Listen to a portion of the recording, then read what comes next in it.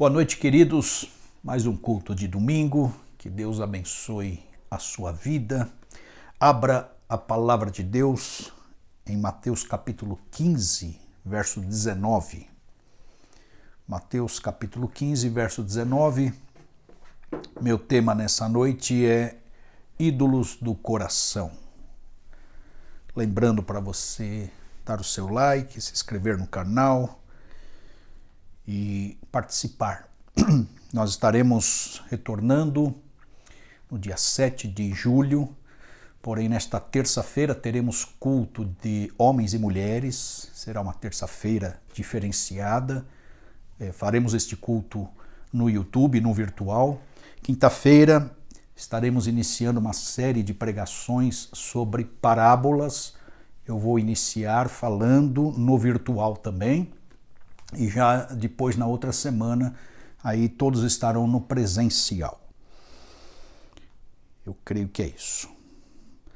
Mateus capítulo 15, verso 19 diz assim: porque do coração procedem os maus pensamentos, mortes, adultérios, fornicação, furtos, falsos testemunhos e blasfêmias. Vou repetir. Porque do coração procedem os maus pensamentos, mortes, adultérios, fornicação, furtos, falsos testemunhos e blasfêmias. Vamos orar. Pai, em nome de Jesus, eu peço que o Senhor abençoe a explanação da Tua palavra, que o Senhor fale conosco, que o Senhor tome em Tuas mãos cada homem, cada mulher, cada jovem, cada ancião. Visite a Tua igreja nesta noite, vem contemplar as nossas vidas, vem nos dar saúde, marca as nossas vidas mesmo nesses cultos virtuais, prepara o nosso retorno, faz milagres no nosso meio, quebra, Senhor, esse clima de pandemia, visita o nosso solo, faz justiça no solo brasileiro, guarda as famílias da Tua casa, da Tua igreja, vem providenciar, sustentar, abastecer, prosperar cada vida. Encha-nos do Teu Espírito, encha-nos do Espírito Santo. Vem com Teu socorro bem presente na hora da angústia. Em nome de Jesus, desperta-nos, os que estão dormindo. Deus, vem nos avivar para a glória e honra do Teu nome. Trabalha, Senhor, em cada coração, em cada mente. Mantenha-nos vivos como igreja do Senhor Jesus. O Senhor é um Deus vivo e poderoso. Complete a obra nas nossas vidas, de forma individual, de forma pluralizada, coletiva. Em nome de Jesus, se conosco, ó Pai, abençoe mais um culto nesta noite, nos nossos lares, no aconchego dos nossos lares, mas esteja visitando, acampando os Teus anjos, derramando o Teu poder, a Tua unção, o Teu amor e a Tua graça. É o que eu oro e já te agradeço em nome de Jesus. Amém. Amém. Ok, Mateus 15, 19. Do coração procedem os maus pensamentos, mortes, adultérios, fornicação, furtos, falsos testemunhos e blasfêmias. O pano de fundo desta conversa é sobre tradição. Alguns escribas e fariseus questionavam Jesus porque os discípulos de Jesus não comiam e nem bebiam sem lavar as mãos. Era uma tradição judaica, como nós temos hoje no Brasil. Jesus dá a resposta com outro mandamento tradicional, com outro costume. E ele fala no verso 4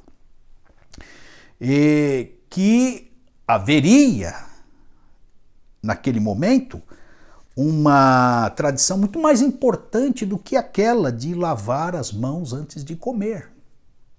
E ele cita a tradição do mandamento que está no Decálogo, que era honrar pai e mãe. Isso era lei, DNA, cultural moral daquela nação. Então ele comenta isso. Era uma tradição importantíssima que tinha sido substituída por uma tradição humana, que era a tradição de Corbã. O que acontecia? Os pais, na velhice, deveriam ser cuidados pelos filhos, mas existia na religião uma oferta que se fazia ao templo, ao sacerdote, que se chamava Corbã, uma oferta religiosa. E quem pagasse esta oferta, que tinha se tornado uma tradição, estava isento de cuidar dos pais na velhice, que era uma lei dos 10 mandamentos, honra teu pai e a tua mãe, que necessitavam da ajuda dos filhos na idade avançada. Então Jesus contrasta a tradição de lavar mãos antes dos jantares, das ceias, com essa tradição muito mais importante, que era cuidar dos pais, das mães na velhice. E no verso 6 ele fala: assim invalidastes pela vossa tradição o mandamento. Jesus, então, trava o pensamento daqueles homens que estavam de forma meticulosa se apegando às mesquinharias da vida. Assim era a classe judaizante, sacerdotal, de escribas, de doutores da lei. Então, na lógica de Jesus, ele estabelece a resposta e a hierarquia de valores. E fala, o que entra pela boca, ele vai discorrer sobre isso. É comida. Mas o que é mais importante, então, é o que sai da boca. E é a resposta, então, da base bíblica que nós colocamos. Porque o que sai da boca procede do coração. E o que procede do coração, isto é muito mais importante, então são as meticulosidades da vida, o estilo de vida, e essa listinha que ele pôs aqui: pensamentos, mortes, adultérios, fornicações, furtos, falsos testemunhos e blasfêmias. Para Jesus, o que entra é só material, é comida, mas o que sai é intencional, muito mais importante. Jesus, nesta situação, lança luz, e é a oportunidade que ele tem, e sempre fazia isso, para o coração do homem, para escanear o que havia lá dentro. Ele fala: o que entra não é prejudicial, é comida, mas o que sai é catastrófico, o que sai da boca, que é a própria vida em si. O que entra, verso 17, agora se apoiando no texto: ainda não compreendeis que tudo que entra pela boca desce para o ventre é lançado fora. Mas o que sai, verso 18, então, procede do coração. Isso é que contamina o homem. Ele dá a lista de vícios comportamentais com base nos ídolos do coração. Lembrando que coração não é o órgão em si, mas é a vida interior. É a sede das emoções. É usado para designar o centro das vontades. A gente usa também.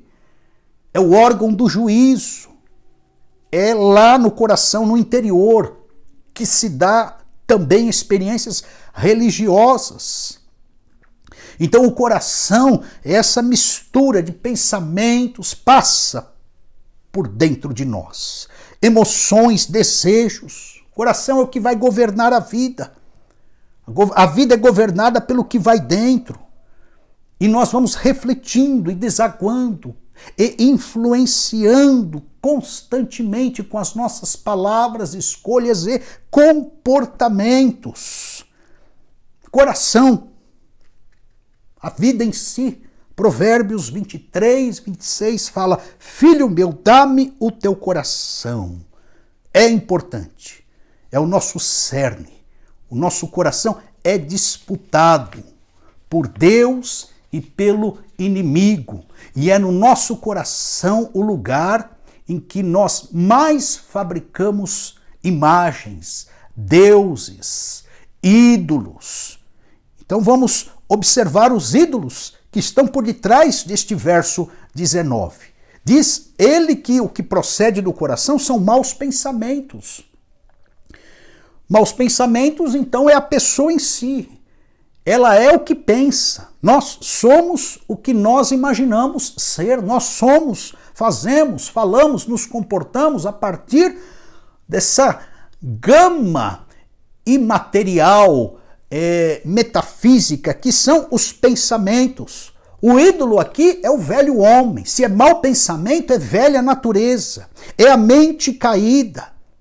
Tem pessoas que ainda alimentam isso. Alimentam o velho homem.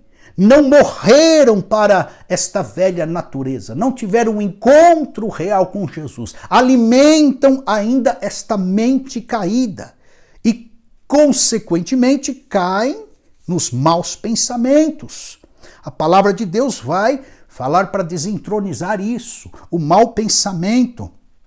Falando lá em Filipenses capítulo 4, verso 8, tudo que é verdadeiro, tudo que é respeitável, tudo que é justo, tudo que é de puro, tudo que é amável, de boa fama, se há alguma virtude, se existe algum louvor, seja isso que ocupe o vosso pensamento. O homem caído, o velho homem, a natureza não regenerada, ela está presa aos maus pensamentos. Ela dá vazão ao reinar, ao governar do velho homem, da velha natureza. Isso é idolátrico, egocêntrico. Paulo comenta aos Efésios que é andar na vaidade dos pensamentos, ficar entorpecido no entendimento, ainda está longe da vida de Deus, vive, traça uma trajetória na ignorância, falta revelação, ele enrijece, endurece, petrifica o coração. A ordem aqui é que nós temos que derrubar este ídolo, o do velho homem, da velha natureza, com os seus maus pensamentos, substituindo por bons pensamentos, conforme a lista de Filipenses 4:8. Nós temos que o tempo todo, constantemente, abortar isto que desagrada a Deus e trazer equilíbrio para as nossas vidas, para nós, consequentemente, não entristecermos o Espírito Santo de Deus. Então temos que reeducar os nossos pensamentos, substituí-lo e deixarmos que os pensamentos sejam materializados através das nossas palavras, atitudes, comportamentos, estilo de vida e destino. Então nós não podemos moldar os nossos pensamentos conforme o mundo, os valores do mundo, conforme a nossa velha natureza, a cultura familiar ou bairrística. Não pode haver esta conformidade com o mundo, disse Paulo aos Romanos. Nós temos que ser transformados pela renovação do nosso entendimento, para que nós experimentemos qual seja a boa, agradável e perfeita vontade de Deus. Eu estou falando que nesta reeducação, tirando maus pensamentos e colocando bons pensamentos a partir dos oráculos do Senhor, que é a sua palavra, essa reeducação tem que moldar toda a nossa vida. E nós negarmos ilusões, pecados, propostas, agendas, tudo que venha nos afastar de Deus. Velho homem, a tua vida em si, tua natureza caída, teu estilo pregresso não pode prevalecer. Se está prevalecendo, você está alimentando esta idolatria pessoal. Isso tem que ser quebrado. Vamos orar para que Deus nos liberte. Senhor, em nome de Jesus, quero pedir para que o Senhor trabalhe na nossa velha natureza, mantendo-a crucificada com Cristo. Que o Senhor, ó Pai, venha fazer a obra de dentro para fora.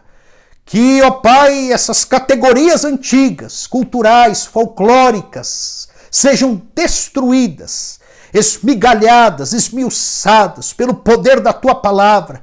Que todos nós soframos a transformação do entendimento, para que experimentemos qual é a Tua boa vontade agora e que vivamos nas categorias da fé, substituindo, transitando maus pensamentos por bons. Faz isto com todos nós e quebra, em nome de Jesus, essa estrutura caída da velha natureza do homem não regenerado, em nome de Jesus.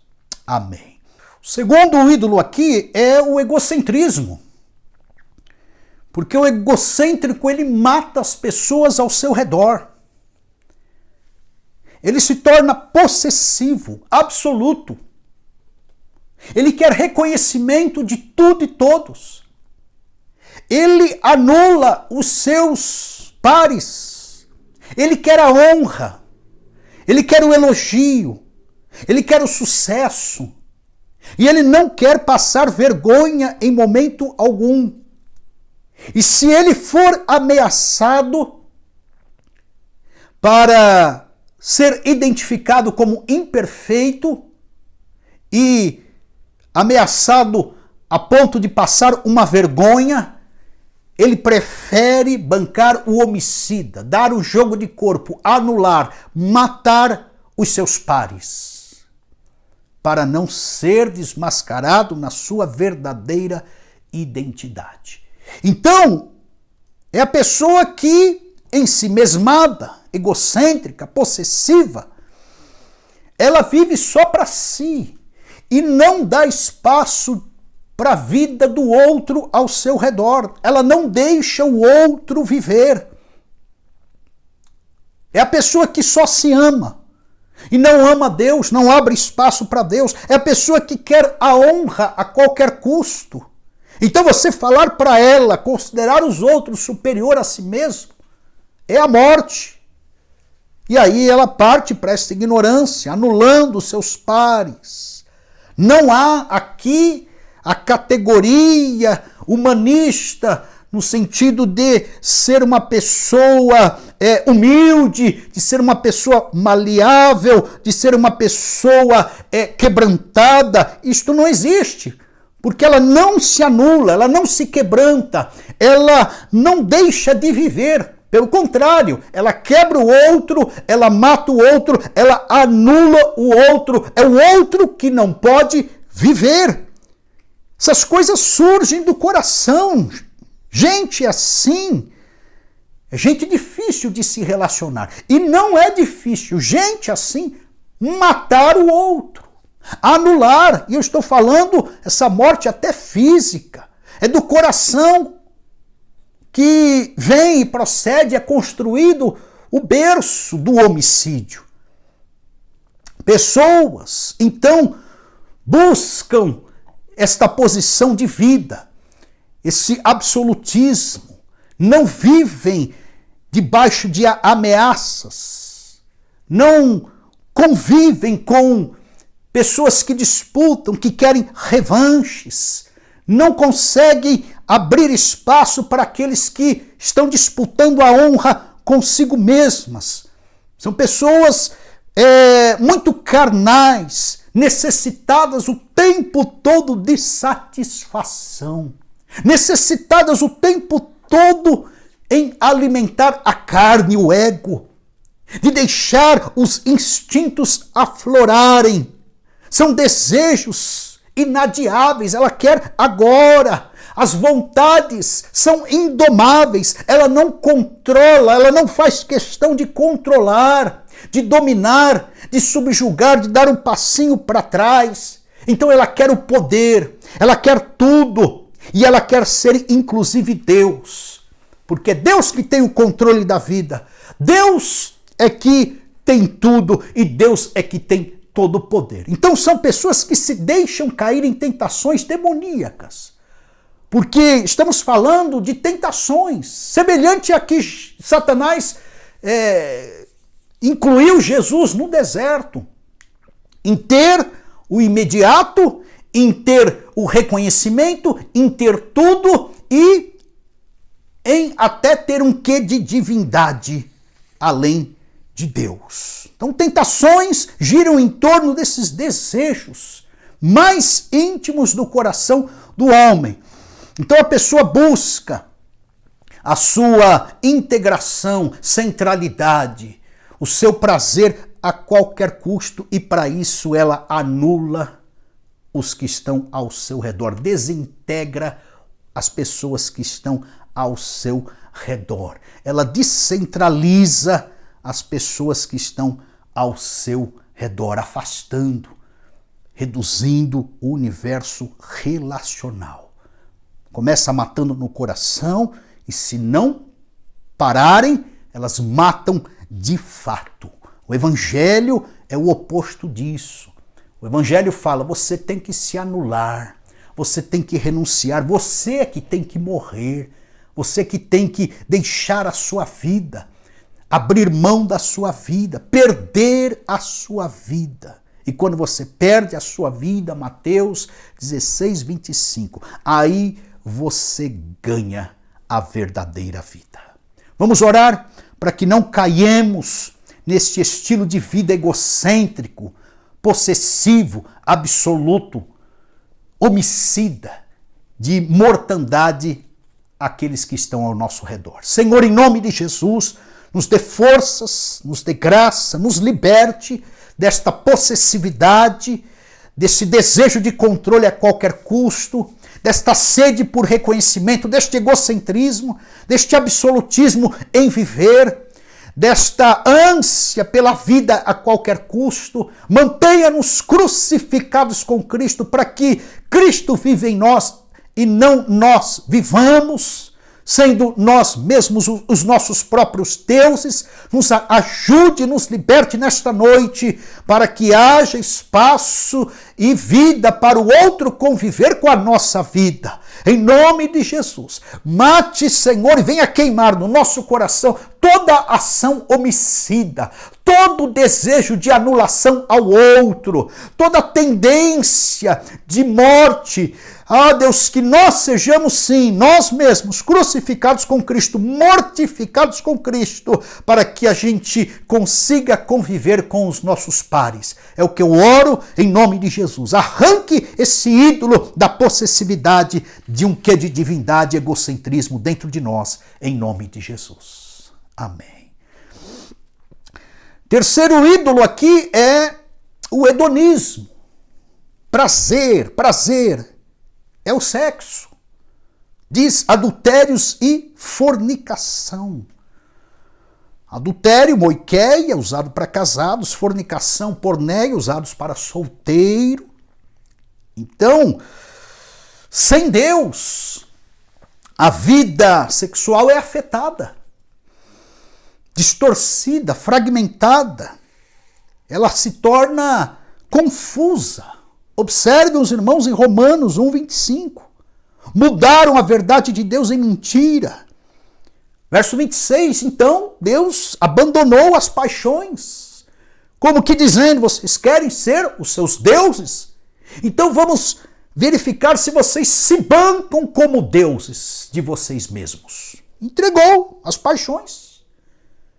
Quando Deus entrega a pessoa a paixão dela mesma, a impulsividade, as compulsões hedonistas que nascem no coração, adultérios e fornicações, a identidade sexual é abalada. As mulheres mudam o uso natural, no contrário à natureza. Semelhantemente também os homens, deixando o uso natural da mulher, se inflamam em sua sensualidade, uns para com os outros, homens com homens, cometendo torpeza e recebendo em si as mesmas recompensações que convinha ao seu próprio erro. Deus entregou. E o verso 28 é ao sentimento perverso para fazerem coisas que não convêm. Então Deus liberou. É como o filho pródigo. Você quer o quê? Eu quero uma vida sem eira nem beira. Então tá lá. Receba aí a tua porção, vá e tente bancar a tua própria vida, o teu estilo de vida. Então, queridos, o efeito é negativo e cadencial, porque a espiritualidade abalada afeta a identidade abalada afeta o corpo, a corporalidade, o corpo abalado, fragmentado, entregue a si mesmo, ele compromete a sua sexualidade e o resultado final é caírem em pecado.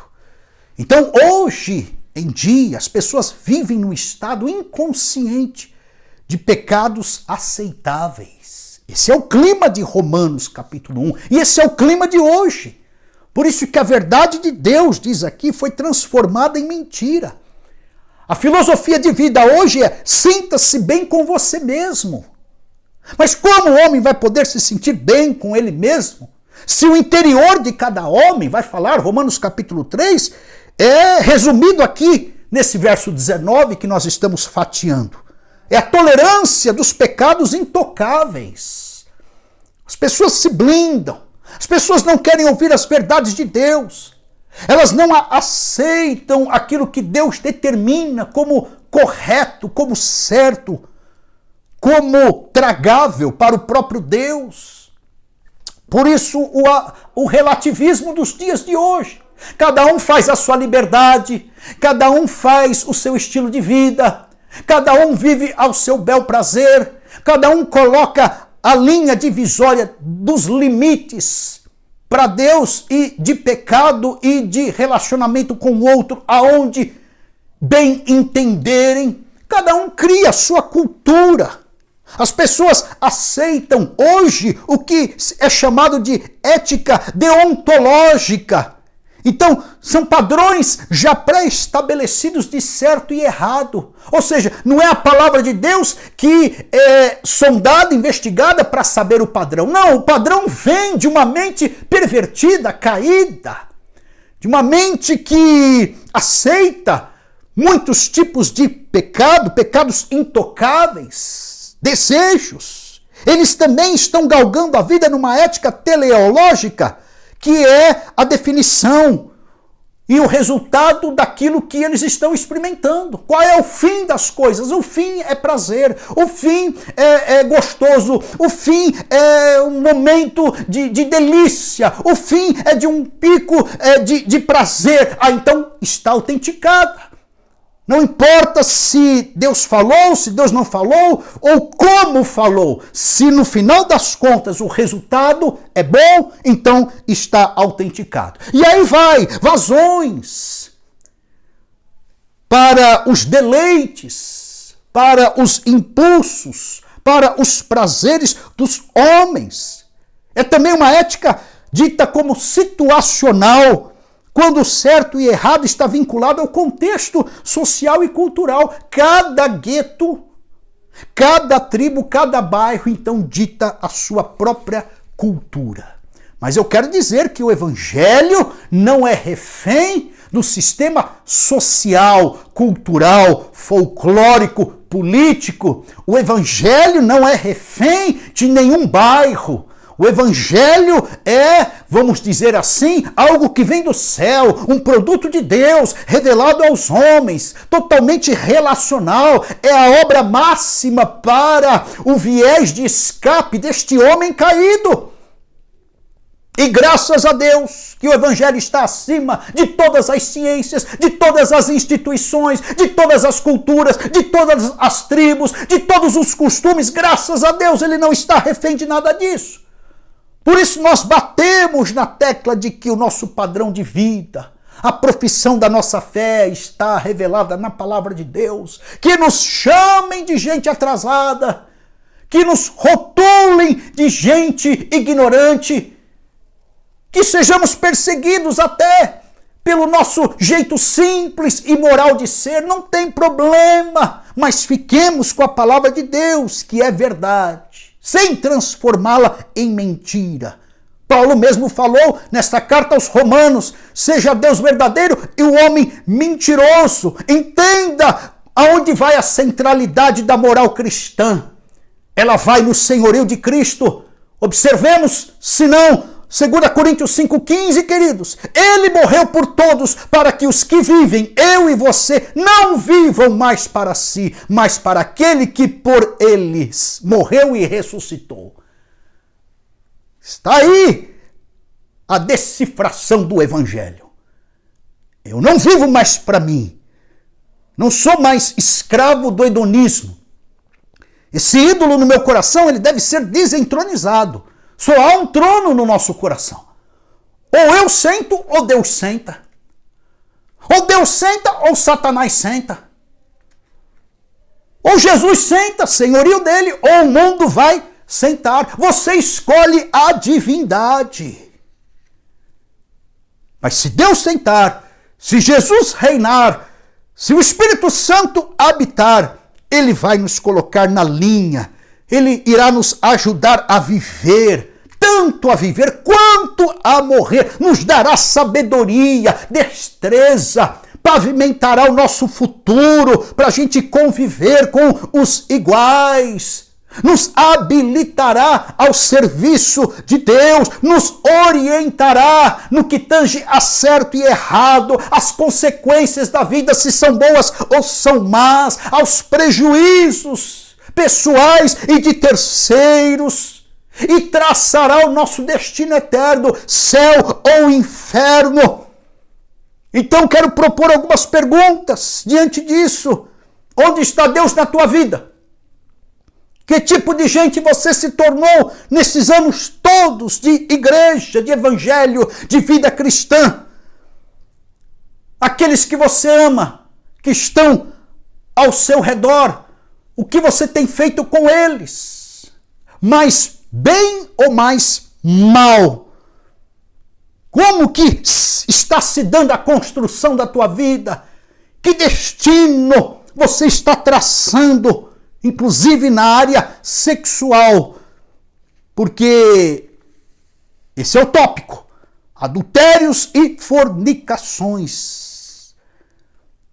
O ídolo que quer se levantar, inclusive no case religioso, sincretismo do brasileiro, há entidades que ministram nesta área, a da sedução. Não somente entidades, há verdadeiras indústrias da sedução que vão girando e ditando as regras comportamentais e as regras do vestuário, tanto para homem quanto para mulher. Estão aí estampadas toda a gama de marketing e sedução de coisas e programas e publicidade para que isso seja ventilado. Isso dá dinheiro também.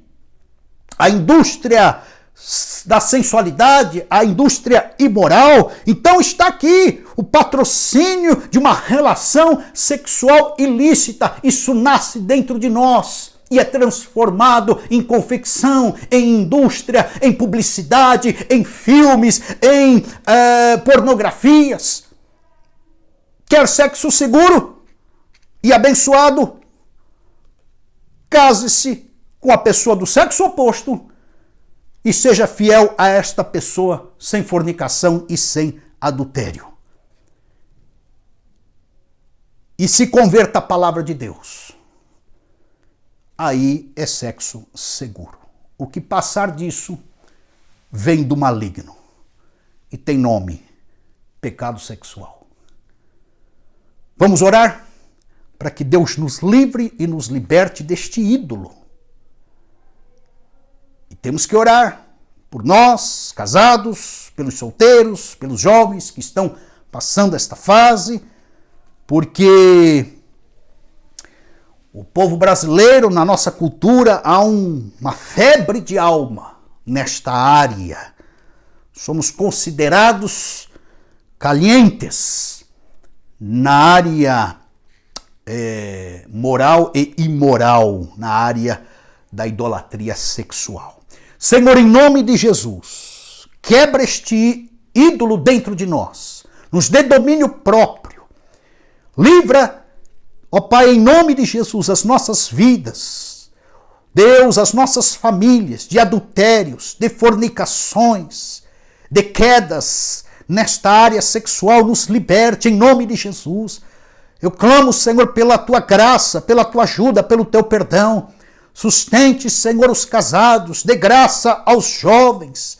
Conduza, Pai, em nome de Jesus, toda a gama de gente da nossa igreja no caminho da santidade, da santificação, com relação aos jovens. Vá, Senhor, dando graça, abençoando, dando sabedoria, discernimento, vigilância.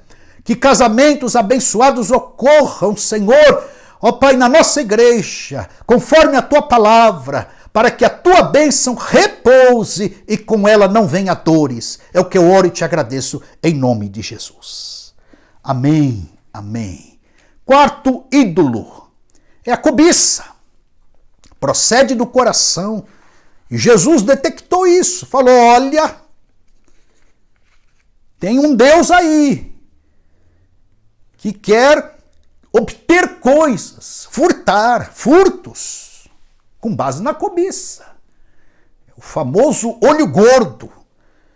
Ele quer possuir também. Isso é patrocinado pela luxúria, pelo materialismo, pelo consumo, pelo consumismo, por Deus Mamon. Por isso que Jesus falou do Sermão do Monte, não vai dar certo, ou você vai servir Mamon, que é esse Deus que faz o mundo brilhar diante de ti. Parece que o Mamon, ele constrói um shopping center na nossa frente cheio de vitrines. E a gente fica embasbacado nas vitrines do mundo. E é carro, e é casa, e são vestimentas, e é sucesso, e situações, e lugares, e ostentações, e é a fama, e o mundo brilha ao nosso redor. E o mundo brilha diante de nós. Então a gente vai tendo esse comichão, querendo ter coisas. Os que têm controle, os que têm moral, os que têm virtude, já abortam no inconsciente, não vem nem para o consciente. Mas aqueles que têm a tendência, uma cobiça aflorada, que têm esse comichão e que dão vazão para a materialização deste sentimento que vem do coração, eles materializam esta cobiça. Se eles não têm condições de obter o bem, eles vão lá e roubam. Falta o que aqui? Falta uma vida singela, com molde simplificado, no contentamento. Se nós não tivermos uma vida com contentamento, nós vamos dando vazão para as ambições erradas da vida. E aí a gente compara aqui, e a gente observa o produto novo ali, e a gente fica de olho no lançamento acolá.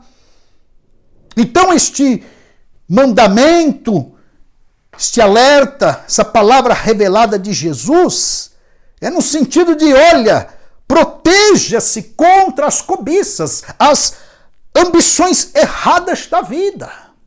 Jesus está fazendo menção no Decálogo também, Êxodo capítulo 20, verso 17, não cobiçarás. A cobiça é a raiz do furto. A cobiça é o berço do roubo. E neste sentido é guerra constante. Cada um tem uma quedinha em alguma cobiça.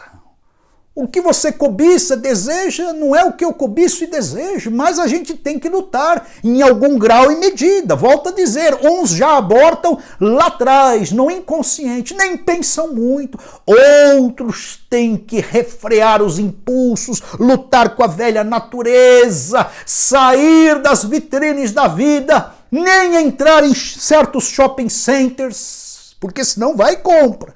se não deseja, ou até roubam. Então é guerra constante, disse o escritor Tiago, cobiçais e nada tendes, sois invejosos e cobiçais e não podeis alcançar, combateis e guerreais e nada tendes, porque não pedis, pedis e não recebeis, porque pedis mal para gastardes em vossos deleites. Tá aí, a pessoa nem precisa, é deleite. E Platão já havia detectado isso. São dois prazeres, são dois momentos. Primeiro você vai para a euforia, desfrutou um pouco, depois você cai na monotonia. Tem data de validade. Jesus contrasta esse êxtase, essa felicidade com a verdadeira felicidade. E no Sermão do Monte ele vai falar, felicidade é você ser e não você ter. Seja santo, misericordioso, pacificador, humilde, justo, quebrantado. Se você for, basta ser. E você será feliz, desprovido destas cobiças, dessas carnalidades, desta escravidão que nasce no coração. Temos que vigiar e estabelecer uma vida de contentamento. Paulo, quando fala a Timóteo, no capítulo 6, ele comenta, grande ganho é a piedade com contentamento. Grande ganho. Agora, tem gente que se der vazão para esse ídolo no coração, a cobiça, ele se torna escravo do dinheiro. Ele se torna escravo das posses, do materialismo. Ele potencializa o dinheiro do próximo em perspectiva, fica de olho, está cobiçando. Não é amor às pessoas, é amor ao dinheiro das pessoas. Ele vai se escravizando nas ilusões do mercado, neste mundo de imagens, nestas manipulações de emoções. Os marqueteiros, com todo o respeito, mas eles são peritos nisso, em gerarem escravos do sistema a qual eles levantam. Então eles vão criando a necessidade falsete e vão escravizando a pessoa e depois o cartão vai escravizar o futuro da pessoa. Ela passa, compra, estabelece ali 6 meses, 1 ano, um cartãozinho, um carnezinho, digo, de 24 meses, ou sei lá quanto, pronto. Além de ser escrava, o futuro ficou escravizado. E, muitas vezes, nem precisam de tais bens. Pense nisso, meu irmão. Vigie com isso. O amor ao dinheiro, às posses, ao materialismo é raiz de todos os males. Você sabe, você ouve todos os dias no jornal. É gente matando gente por conta de algo insignificante. É gente perdendo vida, furto. No furto acabam perdendo as vidas também por coisas rasteiras. Sim, difícil de comprar, teve o seu valor, etc e tal, mas partem para o furto e, de mãos dadas com o furto, o homicídio. E acabam levando a cabo estas más intenções. Então, isto é vida de maldição. Não estou falando que você melhorar de vida é uma maldição. De você ter um pouquinho a mais é uma maldição. Não estou falando isso. Eu estou falando que a intenção da cobiça levada até as últimas consequências gera uma vida maldita. É isto que estou falando com base em Timóteo 6,10. A pessoa fica estável nesta falsa estabilidade. É esse capítulo de Timóteo que Paulo conclui falando: não ponham a esperança na incerteza, não se apoie na incerteza das riquezas, mas em Deus. Parece que está citando Jesus lá em Mateus capítulo 6, falando de Mamon e de Deus. Se apoie em Deus, não nas riquezas, não em mamon. Essa é a dica e que nós temos que vigiar. O dinheiro, o materialismo, desejos desordenados, cobiças altivas não podem determinar a nossa autoimagem, a nossa identidade, o nosso valor e o valor das pessoas. Vamos orar pedindo libertação. Senhor, em nome de Jesus, nos liberte, Senhor, desta cobiça. Todos nós queremos melhorar de vida, precisamos ganhar mais, precisamos, ó Pai, almejar algumas conquistas, melhorias aqui e acolá, uma troca disso e daquilo, dar manutenção no que quebrou. Todos nós precisamos, Senhor, avançar, isso é digno. Trabalharmos, conquistarmos, Senhor, nosso teto, o pão de cada dia. Muito bem, nos abençoe nesta medida, na medida justa, na medida digna. Deus, que possamos colher o que estamos plantando, fruto do nosso trabalho. Muito bem, Senhor, mas aquilo que for excesso, aquilo que for carnal, aquilo que for ambição desmedida, aquilo que for, ó Pai, essa má intenção, o olhar, Senhor, materialista nas coisas dos outros, aquele desejo desordenado, aqueles ciúmes doentio, de coisas, de posses, de, ó Pai, obstinações, em nome de Jesus, nos liberte, vem queimar isso dentro de nós. Deus da glória, destrua estes ídolos no nosso coração. Nós queremos tão somente te servir, caminhar, ó Pai, debaixo do teu senhorio, conquistar de forma digna o pão de cada dia, melhorar, ó Pai, granjeando, Senhor, Deus, coisas melhores na vida, sim. Isto, Pai, faz parte das conquistas humanas, mas em momento algum idolatrarmos, furtarmos, sermos possessivos, cobiçosos, estarmos aplicando, Deus, o que chamamos de olho gordo na vida do nosso irmão, da nossa irmã. Nos liberte disto, em nome de Jesus, para a tua glória. Amém. Amém. Quinto ídolo é a mentira, falsidade. É o mau caratismo. Eu encerro com isso. Jesus falou falsos testemunhos e blasfêmias. Falsos testemunhos e blasfêmias. Então é proteção à honra. Proteção à honra. O Decálogo também citou isso. Êxodo capítulo 20, verso 16. Não dirás falso testemunho contra o teu próximo. O que está em voga aqui é têmpera, é veracidade, é caráter. Caráter é fundamental na convivência social, na convivência eclesiástica, na convivência parental. É fundamental. Nós precisamos desaguar essa têmpera de caráter nas pessoas. A boa reputação, ela é uma bênção. A má reputação é destrutiva, é danosa.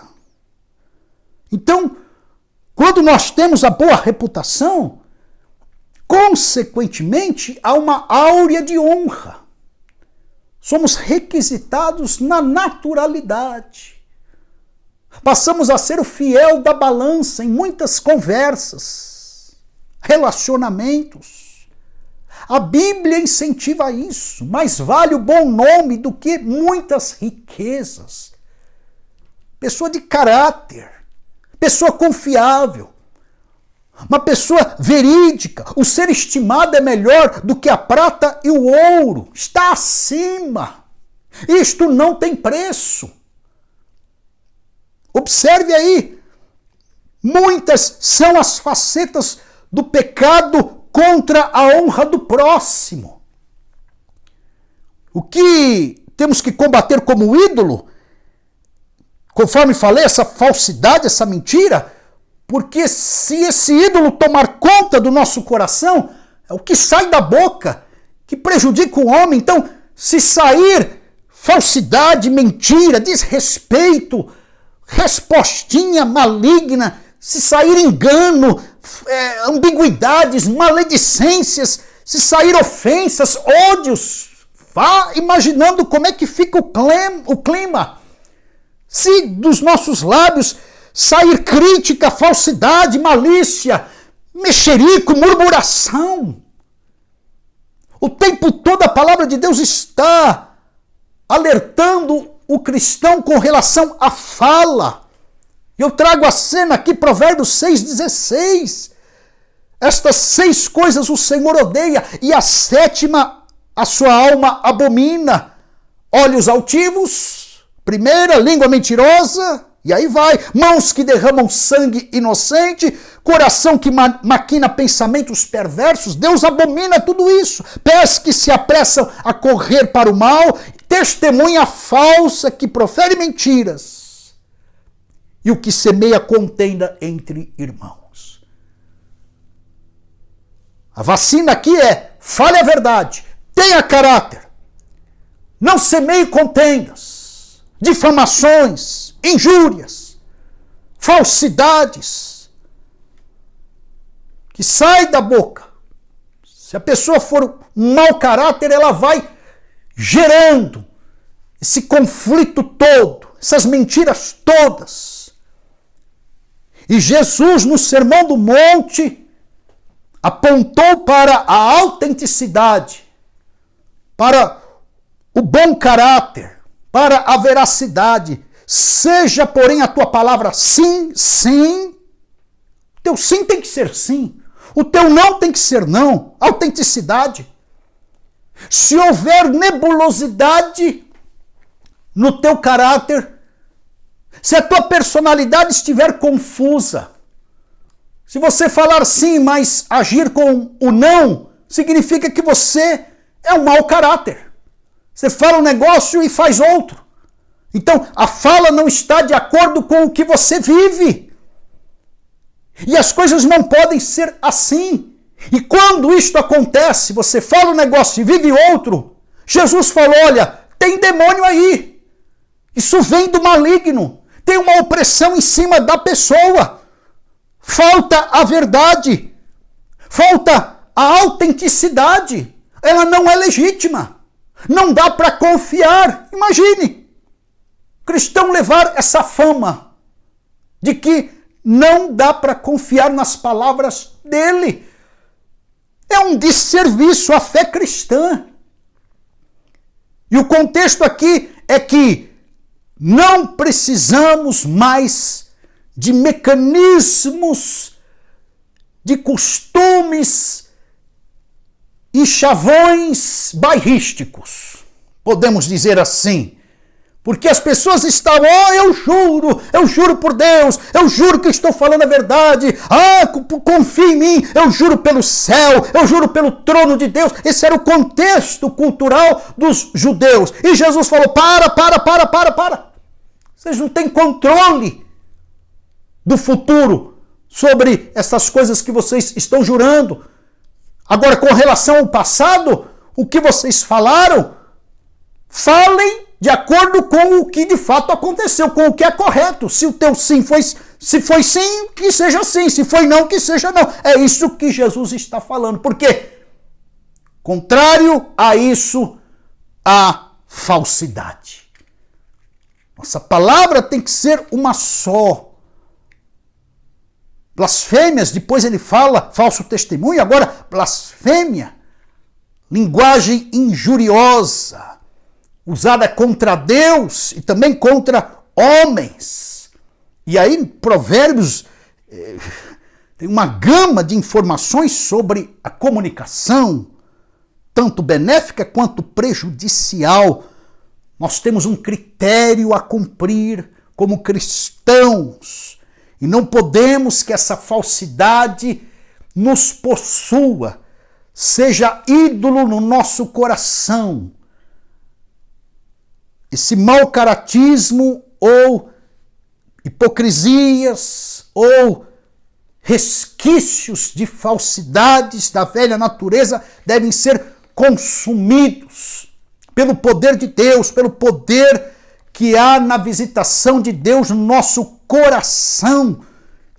O tempo todo a palavra do Senhor nos chama a essa responsabilidade de que a nossa linguagem deve ser sadia, promover vida abundante, no sentido de classificar as coisas corretas, de elogiar aquilo que é merecido, de condenar, de aplacar mentiras, de reter ódios. Assim é a linguagem do cristão. As palavras verdadeiras, verídicas, porque uma vez que estamos em Cristo Jesus, Jesus é a própria verdade. Ele nos impulsiona a uma realidade de vida, inclusive nas palavras. Então, toda falsidade, hipocrisia, ludibrio, toda alternância acerca da realidade da vida e dos fatos deve ser eliminada dos nossos corações. Isso pode se tornar um vício comportamental. Consequentemente, uma divindade carnal dentro de nós, que será refletida pela língua. Então vamos orar para que não caiamos nesse mau caratismo.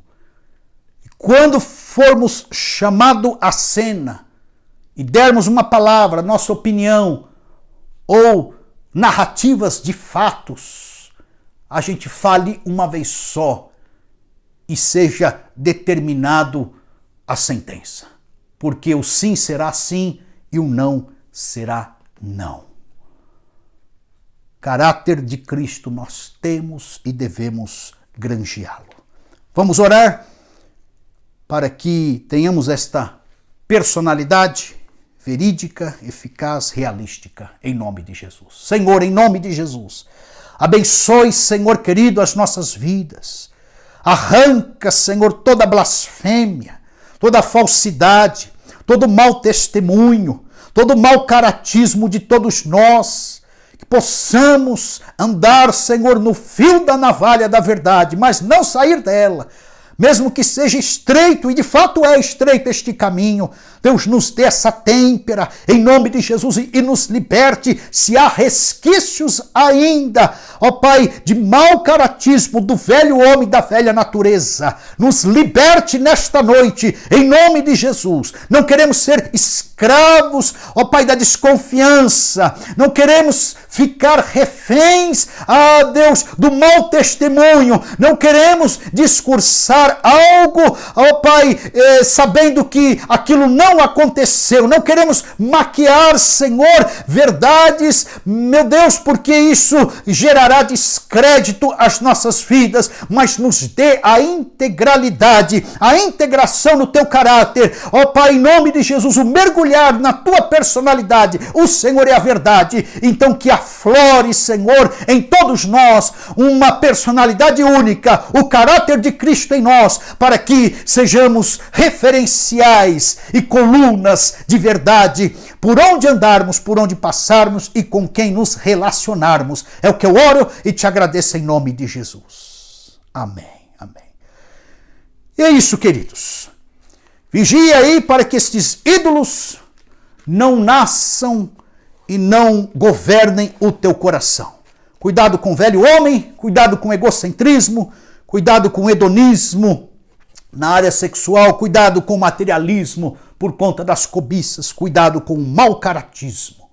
Que Cristo reine no teu coração, no meu coração. Tenha então bons pensamentos, dê vazão à vida dos outros também, cultive a moral, a santidade e a ética cristã, viva a vida com contentamento e fale a verdade. Em nome de Jesus. Feche os teus olhos, que o amor de Deus, a graça do nosso Senhor e Salvador Jesus Cristo e o consolo do Espírito Santo seja com a tua vida.